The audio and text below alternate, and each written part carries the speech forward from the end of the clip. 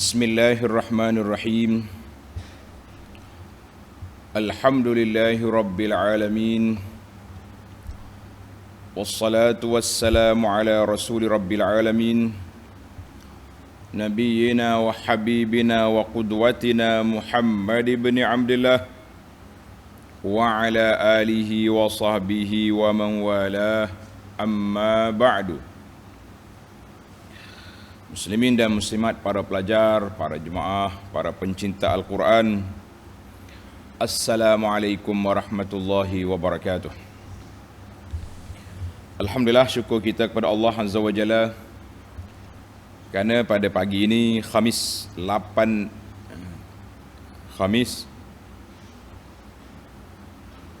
hari bulan Rajab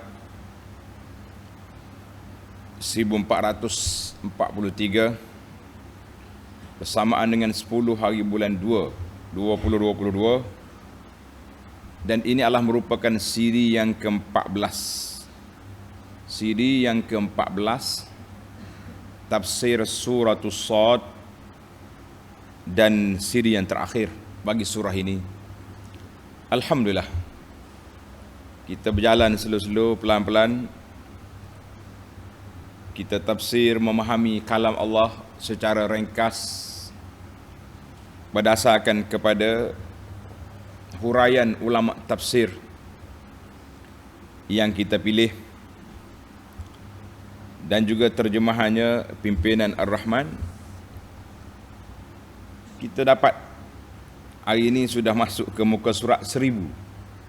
Tafsir pimpinan Ar-Rahman muka surat 1000. Ayat kita 86, 87, 88. Alhamdulillah, 3 ayat saja. Dia punya tafsir 3 ayat, dan penamat kepada surah Sad. Kita baca ayat dulu, kemudian kita pergi kepada huraiannya insya-Allah. Ayat ni, 3 ayat menceritakan kepada kita 3 perkara besar. Yang pertama, hal ad-da'i, kedudukan pendakwah. Sebagai seorang pendakwah, bagaimana sifat dan sikapnya. Yang kedua, halud da'wah, bagaimana kita nak ajak orang, dengan apa kita nak ajak. Kita nak ajak orang itu dengan apa? Maka sudah pasti pendakwah yang ikhlas akan mengajak orang dengan fakta yang jelas. Yang ketiga, kita akan bincang tentang alatud da'wah. Alat kita berdakwah dengan apa? Maka ayat ini Allah Ta'ala letak Al-Quranul Karim zikrun lil alamin. Jadi 3 perkara: halud da'i, pendakwah, cara berdakwah, dan alat untuk berdakwah. InsyaAllah kita akan rungkaikan secara ringkas 3 perkara dalam 3 ayat ini. Kita baca ayat dulu. A'udzu billahi as-sami'il 'alim minasy syaithanir rajim. قل ما أسألكم عليه من أجر وما أنا من المتكلفين إن هو إلا ذكر للعالمين وَلَتَعْلَمُنَّ نَبَأَهُ بَعْدَ حِينٍ.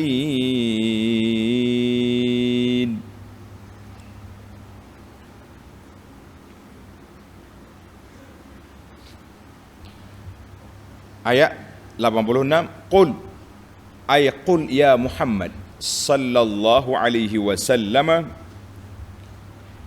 kata kepada siapa? Limusyriki, kepada puak-puak kafir. Mana ayat ni turun waktu tu Nabi berdepan dengan Quraisy. Allah perintahkan. Hari ini Al-Quran berdepan dengan semua jenis kafir atas dunia ni. Tak kira Arab ke, Orang putih ke, orang hitam ke, orang apa sajalah. Katakan, nyatakan sebagai seorang pendakwah, kerja awak apa sebenarnya? Kerja pendakwah ni apa? Kerja aku sebagaimana dalam ayat yang lepas, baik kita terjemah dulu. Katakanlah wahai Muhammad sallallahu alaihi wasallam, aku tidak meminta kepada kamu sebarang bayaran kerana menyampaikan ajaran Al-Quran ini. Aku tak minta upah, tidak.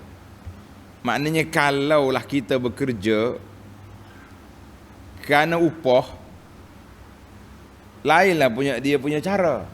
Kita buat kerja kerana cari duit. Ini kerja pendakwah yang pertama sekali, ikhlas, bukan kerana duit. Kalau kerana duit, kita buat kerja sungguh, kita kerja sebab ada pulangan, ada fulus. Allahu Akbar. Ini yang kita takut ni. Kerja penat-penat, di dunia di akhirat kosong pahala. La ilaha illallah. Iaitu itu pertama, sikap seorang pendakwah bukan mencari duit dengan dakwah dia. Wa ma ana minal mutakallifin, dan cara dia berdakwah, dan bukanlah aku dari orang yang mengada-ngada. Mengada-ngada maknanya kita reka-reka apa dakwah kita ni, tak boleh kan? Kita reka dakwah kita ni tidak dibenarkan sama sekali. Mana boleh reka dakwah. Baik, munasabatul ayah, susunan ayat ni kita bagi pada munasabah. Menarik dia pakai munasabah ni, baru kita faham dia punya kedudukan. Setelah Allah Subhanahu Wa Taala menyebut dalil-dalil bahawa apa yang aku sampai pada kamu ini nabaun azim, berita besar, peristiwa yang akan berlaku pada kamu, kalau tak percaya di dunia, berat di akhirat. Kemudian Allah sebut pula mari pertembungan di antara Iblis dengan Adam. Bila berlaku pertembungan, kita kena ingat, bila berlaku pertembungan, maka di sana adanya perlawanan. Bila ada berlaku pertembungan, ada perlawanan. Bila ada perlawanan, ada yang tewas, ada yang menang. Ada yang tewas, ada yang menang. Jadi kita hari ni nak pergi mana? Nak pergi ke tewas ke nak pergi menang? Maka diberinya garis panduan. Apa dia garis panduan yang diberi kepada kita? Iaitulah ikut cara Nabi sallallahu alaihi wasallam. Ikut cara Nabi sallallahu alaihi wasallam. Jangan mudah-mudah. Tak apa, tak, Nabi kanan kita kiri. Jangan mudah bermain-main macam tu dengan ayat yang pelik. Sebab apa? Kalau kita bermudah-mudah, kita akan rasa hak dakwah Nabi ni biasa aja. Tak ada satu kedudukan yang besar, tidak ada authority dari sudut ajaran. Tapi dia akan besarkan body Nabi sallallahu alaihi wasallam. Yang kita diajar sebagai ahlus sunnah, Rasulullah sallallahu alaihi wasallam dimuliakan, tapi ajarannya, sunnahnya itu yang diamalkan. Ajarannya diamalkan. Maka di sini Allah Subhanahu wa taala ajar kepada kita satu perkara besar. Apa dia perkara besar itu?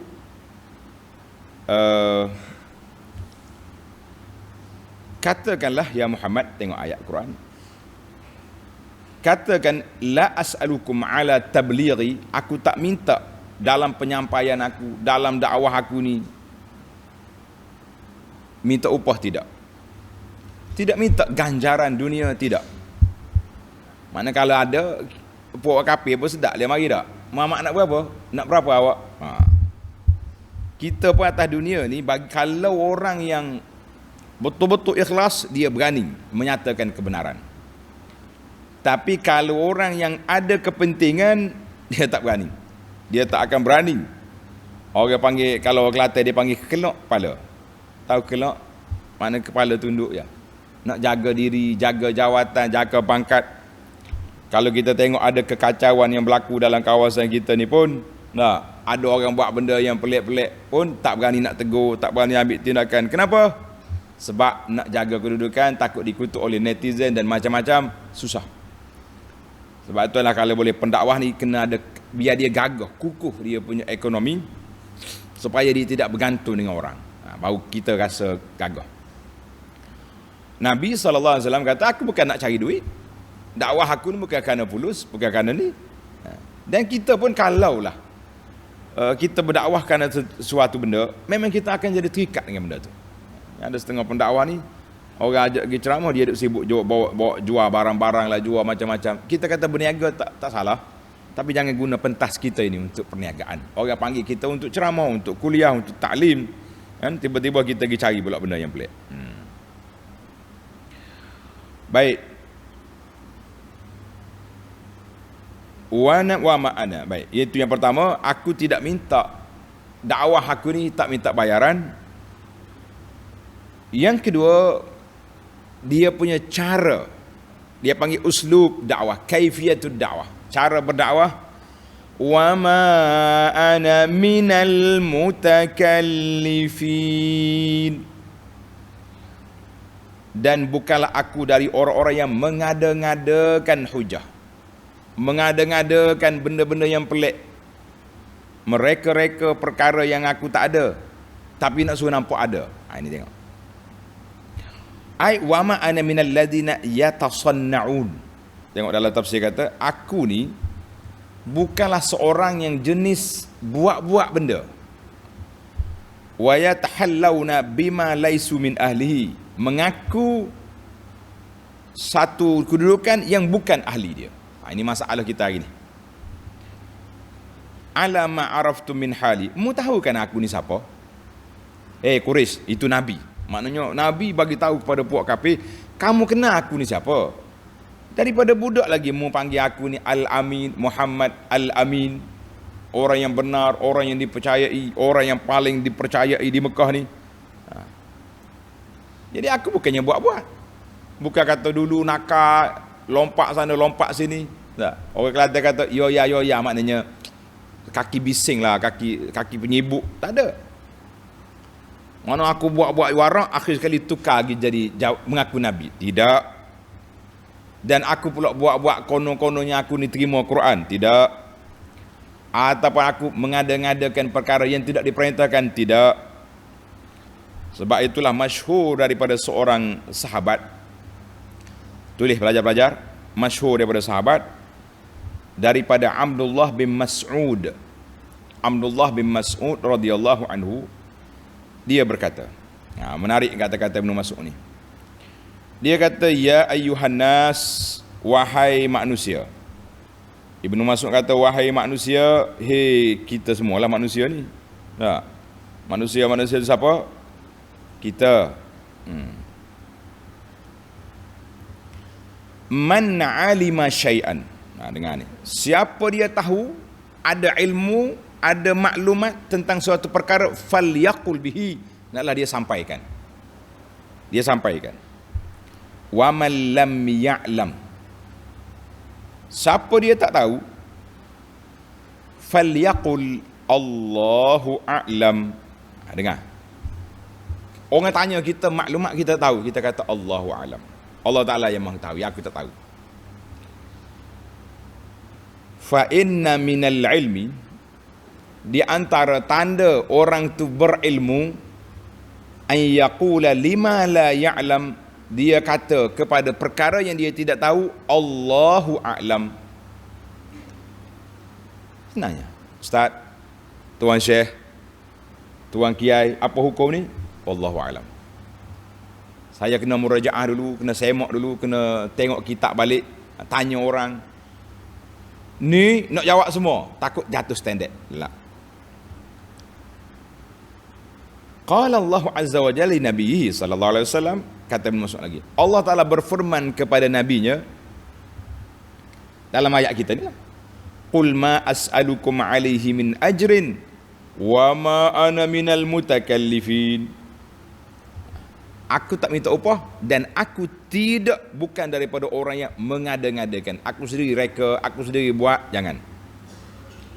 Maknanya Allah hadis ini, asar Ibnu Mas'ud ni menarik. Kata dalam kitab ni, dia kata akhrajahu syaikhan. Dikeluarkan oleh Bukhari Muslim, asar penting ini. Mana kita kata, kalau kita tahu, kita kata Allahu a'lam, Allah, nak kita jawab dengan fakta, dengan hujah, dengan dalil. Kalau tak tahu, katalah Allahu a'lam. Selesai banyak masalah. Makna jangan takalluf. Apa makna takalluf? Takalluf ni makna kita buat-buat, reka-reka benda yang tidak ada. Itu dia panggil takalluf. Takalluf ni senang kita kata mengada-ngadakan lah. Mengada-ngadakan benda yang tidak ada. Contohlah kita kata hari ni, orang ni tak ada ilmu. Bila tak ada ilmu, dia nak suruh dia ni hebat, dipercayai oleh masyarakat, mendapat thiqah, kepercayaan netizen, para pelajar, maka dia tunjuklah dia ni hebat. Di antara perkara laris, dia panggil rawaj, iaitulah mengaku tahu benda-benda pelik. Oh, saya ni, apa yang saya sampai ni, saya telah bentangkan kepada Nabi SAW. Bila? Dalam mimpi. Oh. Dan Nabi dah akui, ikrar, apa yang kita bawa ni benar. Oh, pengikut dia kata, mimpi Nabi, mimpi. Hak sedap lagi.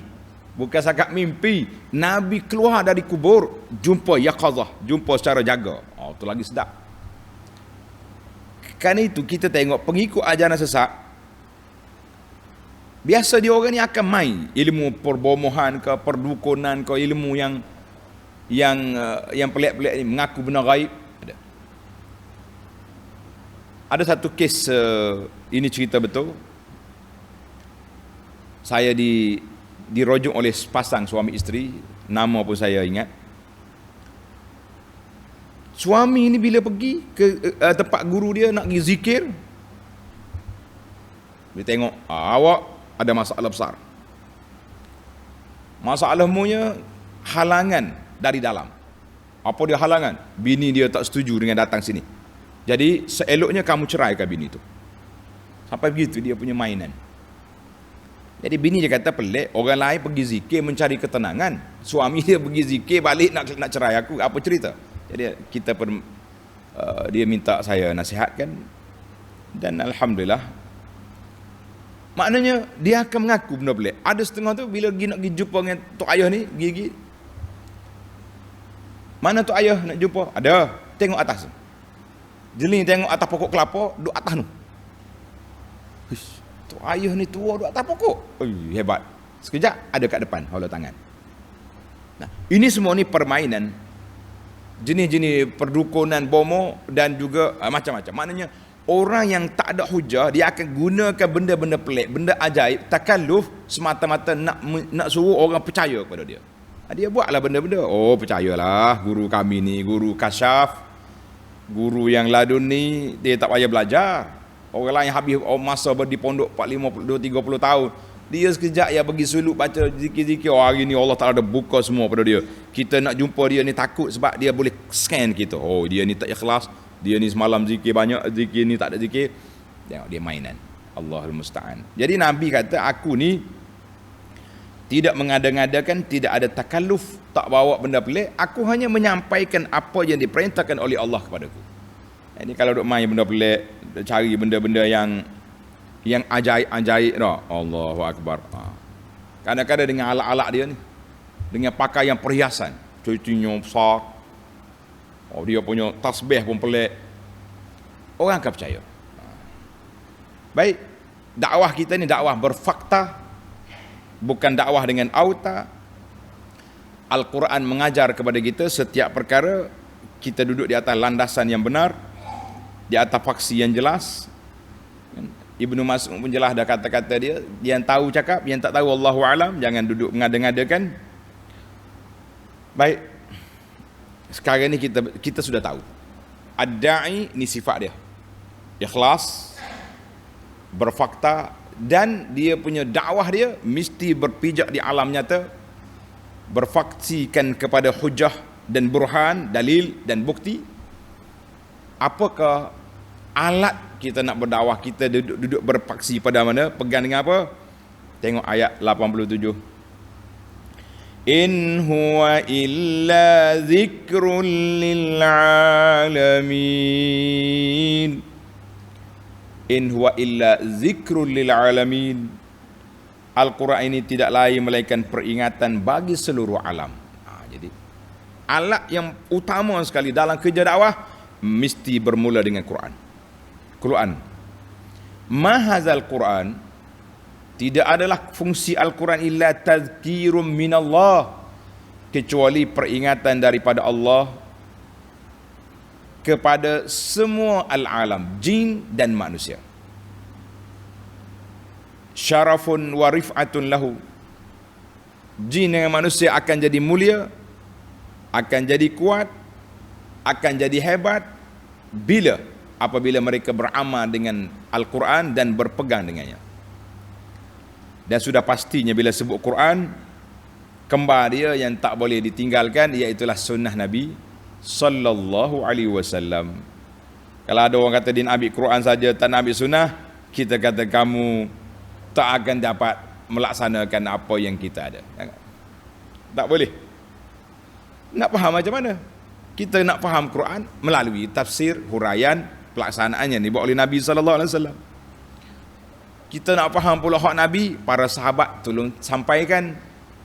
Selepas zaman sahabat, mari ulama tabi'in, mari ulama-ulama golongan imam-imam salafus soleh. Tidak ada orang yang tafsir Quran dengan otak dia sendiri, kecuali dia akan tersasar. Habis kita nak tafsir apa? Kita tafsir Quran mengikut yang ditafsirkan oleh Nabi sallallahu alaihi wasallam, ditafsir oleh para sahabat, oleh ulama-ulama yang besar, ulama-ulama tafsir yang muktabar, maka sampailah kepada kita. Kalau kata kita tak nak guna ulama, kita guna ulama. Mana kita pandai nak terjemah pun kita guna terjemahan orang. Tapi kita kena tengok ulama mana yang kita nak ikut. Ulama yang mukhlis, yang ajaran dia berpaksikan kepada Quran dengan hadis, dengan riwayat-riwayat yang jelas, itulah yang kita ikut. Kalau kita ikut semua orang yang mengaku, banyak orang mengaku, macam-macam orang mengaku. Allahu Akbar. Sekarang ni kalau ada orang mengaku apa-apa, ada je orang yang up naik.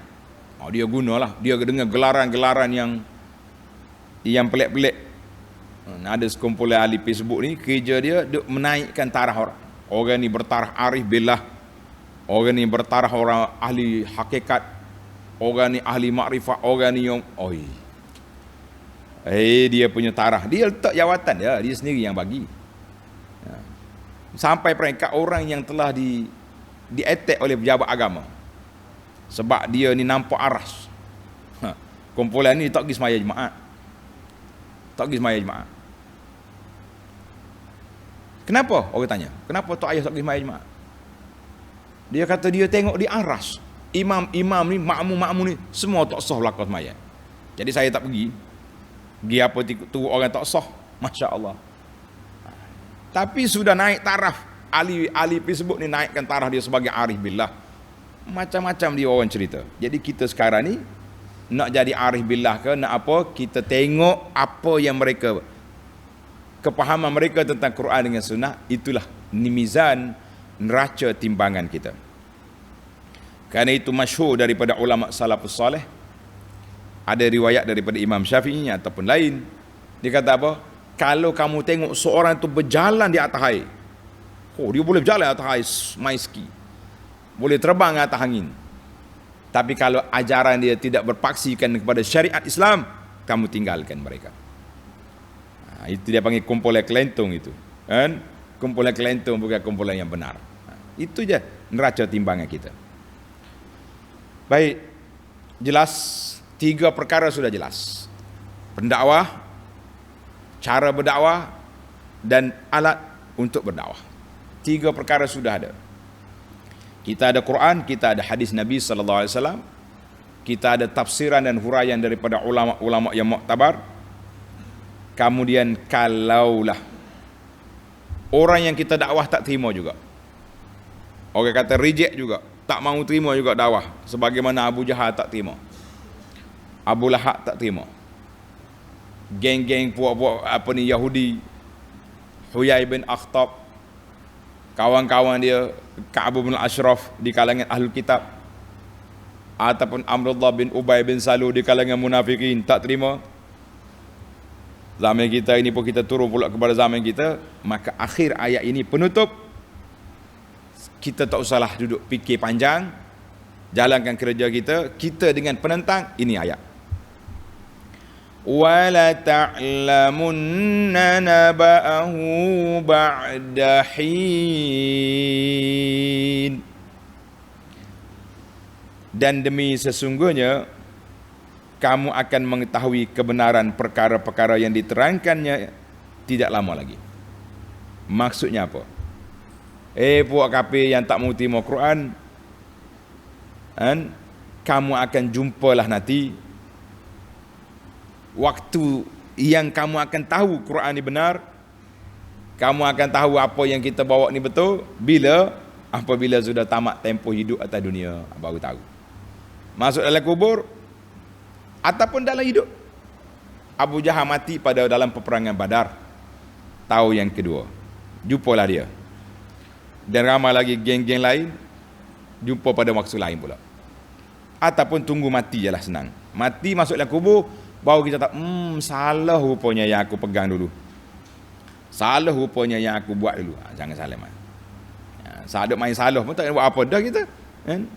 Kesalahan yang tak boleh diulang balik, tak boleh nak diperbetulkan semula. Sebab apa?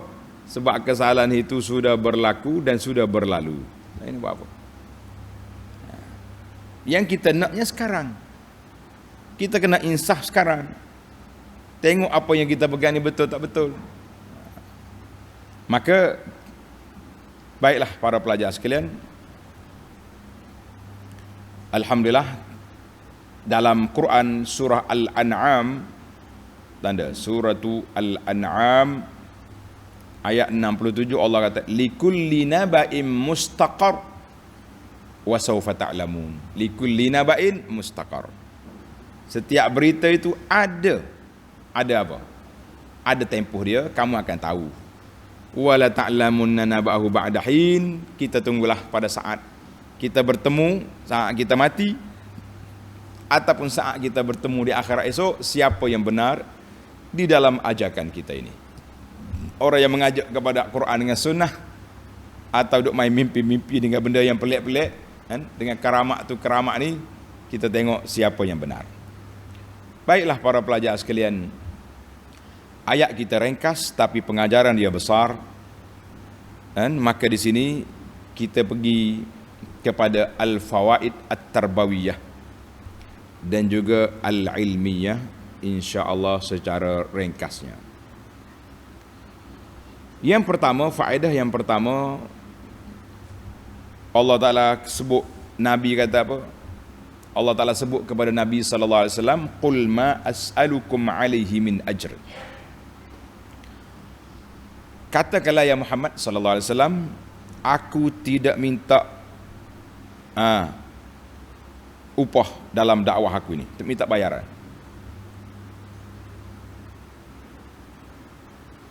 Jawabnya, wala yutliqu li ahadin, wala yutliq li ahadin. Tidak layak bagi seorang yang berdakwah. Dengan tuan-tuan, orang yang diberi ilmu, kefahaman, berdakwah, ajak orang kepada Islam ini dengan tujuan meraih sokongan kedudukan dunia, jangan kita dakwah kerana nak ambil pulangan dunia. Ini kita takut hari ni, ya Rab, bimbang kita, kuat dakwahnya tapi duk mikir hak dunia. Hak dunia ni sama ada dapat fulus ataupun dapat sokongan yang besar. Ini kita takut. Demikianlah para ulama sekalian. yang menyambung tugas dakwah yang ditinggalkan oleh Nabi sallallahu alaihi wasallam, kemudian ditinggal oleh para sahabat. Jangan sekali-kali kita letakkan depan mata kita dakwah kita ni kerana nak mencapai hutam dunia, nak mencapai mata benda dunia, jangan. Karena itu kita tengok ulama yang ikhlas, yang mukhlis, yang wara', dia kata dia tak akan gunakan kedudukan dia sebagai syekh termasuk dalam jual beli.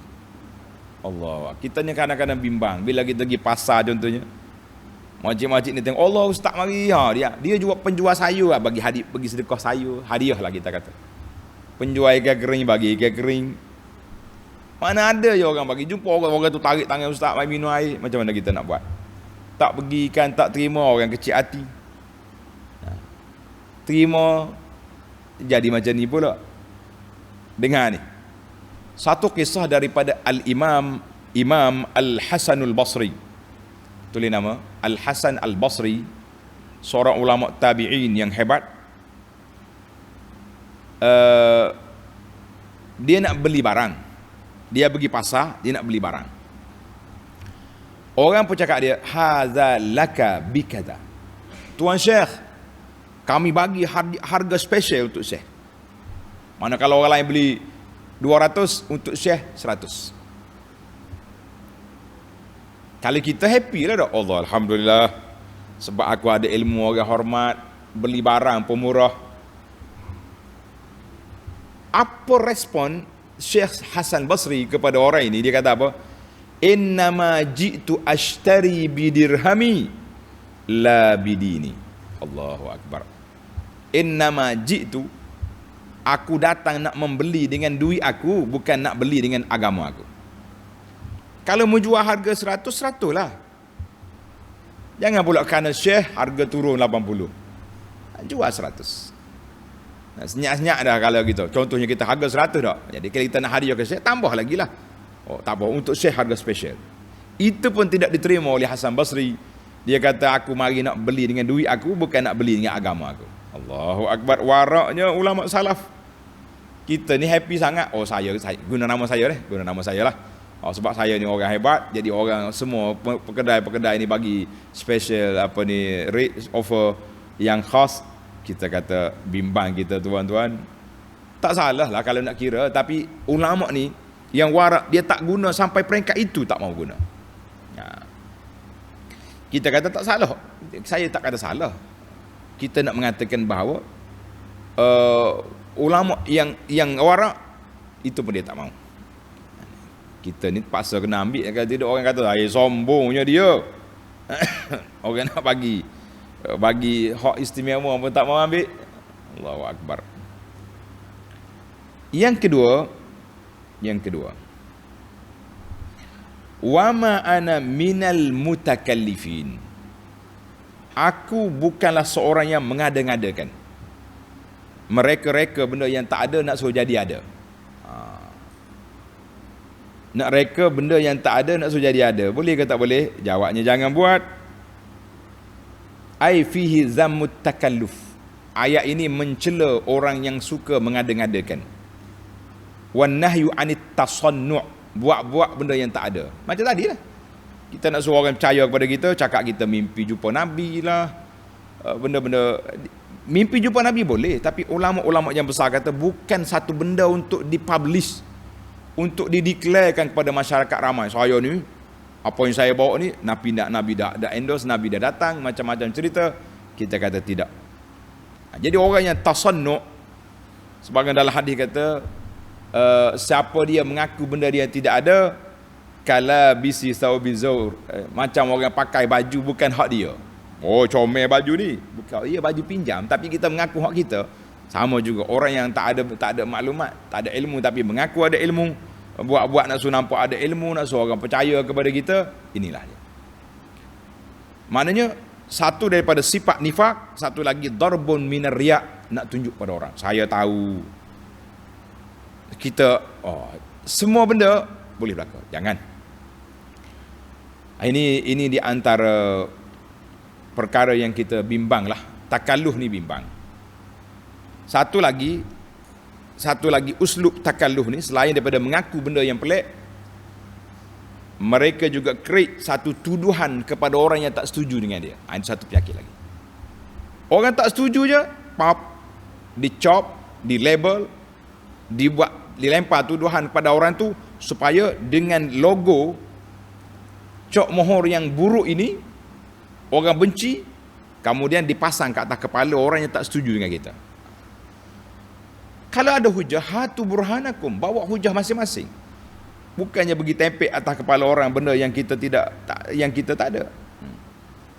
Jadi ayat ini, wa ma ana minal mutakallifin, yang pertama Allah Taala cela orang yang mengada-ngadakan, buat benda yang tak ada jadi ada. Dan dalam ayat ini juga menjadi dalil bahawa dalam Islam ini tidak ada takalluf. Tak ada yang benda yang pelik, yang berat-berat, tidak ada.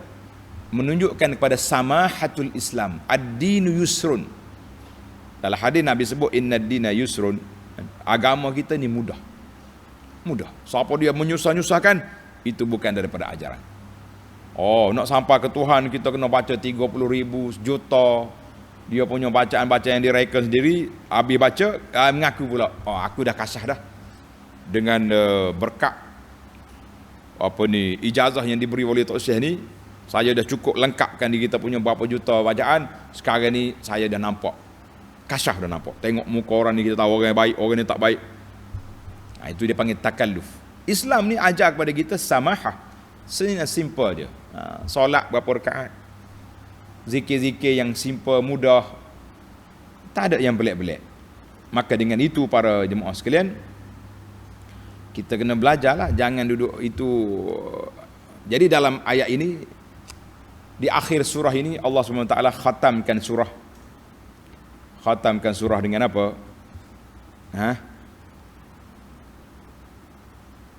Dengan suatu perbincangan yang cukup besar, dengan khatimah yang mulia ini. Sebab apa? Allah nak ajar kepada kita, tanda ini penting ni. Jalan-jalan banyak. Orang ni mengaku ini jalan, ini jalan, ini jalan. Tapi dalam agama ini ada jalan yang dibawa. Wa anna hadza sirati mustaqiman fattabi'u wa la tattabi'us subula. Tengok Allah kata. Allah ajar kepada Nabi, wa anna hadza sirati mustaqimah. Jalan yang aku bawa ni lurus, yang benar sampai kepada Allah. Yang lain-lain itu banyak jalan bersimpang siur yang dibawa oleh syaitan dan pengikut-pengikut dia. Jadi kita nak ihtiyat dalam agama. Kerana itulah Allah Ta'ala ajar kepada kita, mu nak tengok benar salah dakwah itu, tengok pada 3 perkara. Halat ad-da'i, pendakwah itu sendiri, adakah dia ikhlas, ataupun ada dia yang macam-macam kita tengok pelik. Yang kedua, hal dakwah yang dibawa itu. Yang ketiga, hal perkara yang dibawa. Jadi kita tengok, ada pun da'i dalam kisah kita ni, Nabi SAW, Nabi tak minta upah. Kalau dia ni biasa orang-orang lain, tak ada sibuk dengan duit. Adapun cara berdakwah jelas, wa ma'ana minal mutakallifin. Apa yang dakwahkan? Al-Quran, zikrul lil alamin, sudah cukup. Baik, kita pindah kepada perkara yang ketiga. In huwa illa zikrul lil alamin. In huwa illa zikrul lil alamin. Apa dia? Quran ini menjadi peringatan kepada seluruh alam, jin dan manusia. Quran menjadi peringatan kepada siapa? Seluruh alam, jin dan manusia. Maknanya Quran ini mengandungi az-zikril hakim, ingatan yang berjelas, dan nabaun azim, berita yang besar. Sebab apa berita besar? Berita yang kita tak pernah dengar daripada alam dunia, awal dunia dulu. Berita yang akhir, lepas pada kita mati apa akan berlaku di akhir akhirat, semua ada. Dengan hujah-hujahnya, dengan penjelasannya, dengan burhannya. Siapa dia mendustakan Quran, siapa dia tak mau ikut Quran, maka itulah manusia yang sesat. Kerana itu Allah Ta'ala sebut dalam ayat-ayat kita ni, banyak menyebut tentang peringatan, zikrun. Tengok Tuhan kata wazkur abdana, ibadana. Ingat hamba aku, ingat. Rahmatan min indina wa zikra, peringatan daripada kami. Dan ayat ini haza zikrun, in huwa illa zikrun. Jadi fungsi Quran ni memperingatkan kita. Kita kata alhamdulillah, mudah-mudahan kita termasuk di kalangan orang yang ingat. Kalau kita tak ingat, rugilah kita. Di akhirat esok apa yang kita ada, kosong, tak ada apa. Yang keempat, Allah sebut wala ta'lamunna naba'ahu ba'da hin. Kamu akan tahulah tanda-tanda kebenaran itu akan tiba apabila sampai masanya. Tengok Nabi SAW, Allah Ta'ala beri pada dia mukjizat satu. Orang kafir nampak. Tengok ajaran Nabi pun berkembang.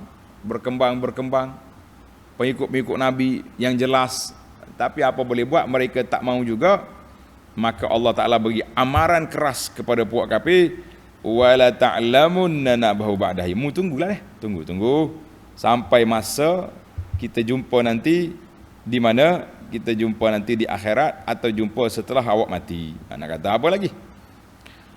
Baiklah, sebagai penutup, yang kelima, dakwah Nabi SAW ini ada 8 dia punya faksi, dia ada 8. Sebagian dalam tafsir Ar-Razi dia kata tatalakhasu da'watun Nabi. Dakwah Nabi ini ada 8 usul. Saya sebut secara ringkas. Siapa dia nak ikut, inilah dakwah dia. Yang pertama, dakwah Nabi mengajak manusia al-iqrar, mengakui adanya Allah Azza wa Jalla, keesaan Allah Ta'ala. Ada, kalau setakat ada, tak jadi. Ada, ikhlas mata-mata kerana Allah, jangan duk syirik. Yang kedua, ad-da'wah Nabi, ajaran Nabi mengajak manusia ila tanzihillahi wa taqdisihi, menyucikan Allah, membersihkan Allah Ta'ala daripada segala sifat yang tidak layak. Sebagaimana Allah ajar kepada kita, laisa kamitslihi syai'un, tak ada satu bandingan yang sama dengan Allah, tidak ada. Surah Asy-Syura ayat 11. Yang ketiga, al-iqrar. Yang tadi dakwah, yang ini iqrar, mengakui bahawa Allah Ta'ala itu bersifat dengan kamal, sifat yang sempurna dalam ilmunya, dalam kudratnya, dalam hikmatnya, dalam rahmatnya. Semua Allah Ta'ala syariatkan, semuanya ada hikmah. Kalau tidak, kita tentang hidup berlawan ni, tak mau hukum hudud lah, tak mau apa ni, puncanya sebab tak percaya dengan Tuhan lah tu. Undang-undang orang putih lebih comel daripada kita. Yang keempat, berikrar bahawa Allah Ta'ala itu munazzahan, bersih daripada sebarang bentuk syirik dan segala perkara yang bertentangan dengan tauhid. Itu 4, munazzah. Yang kelima, alimtina' an ibadatil awsan, larangan daripada menyembah berhala dan segala bentuk jenis berhala. Sama ada berhala yang seketul ni, yang nampak, atau berhala keyakinan, percaya kepada dewa-dewa, percaya kepada benda-benda yang ada kuasa-kuasa lain. Itu semua percaya. Yang keenam, ta'zim arwah at-tahirah, membesarkan, memuliakan kumpulan-kumpulan ruh yang bersih, iaitulah para malaikat. Jadi kita malaikat kita hormatlah dia makhluk Allah Ta'ala yang tidak derhaka. Dan juga memuliakan anbiya, para nabi yang lain, kita percaya nabi-nabi alaihi wassalatu wassalam, rasul-rasul itu hamba Allah Ta'ala yang terpilih. Kalau tak perlulah kita nak jumpa dengan mereka di dunia, kita jumpa di akhirat nanti. Kalau kita ni insya-Allah kita orang beriman, kita akan bertemu, dapat berkumpul dengan nabi-nabi, para syuhada dan salihin.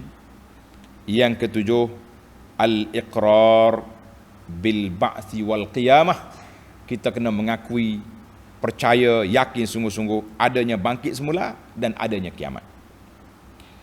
Yang ke-8, al-i'rad 'anid dunya wal iqbal 'ala al-akhirah. Adalah kita tinggalkan dunia dan kita hadapkan muka kita ke akhirat. Kita muka hadap ke akhirat.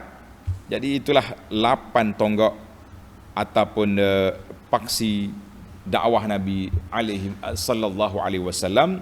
Dakwah kepada tauhid, dakwah kepada ibadat, dakwah kepada akhlak, itulah yang disebut dalam tafsir Ar-Razi.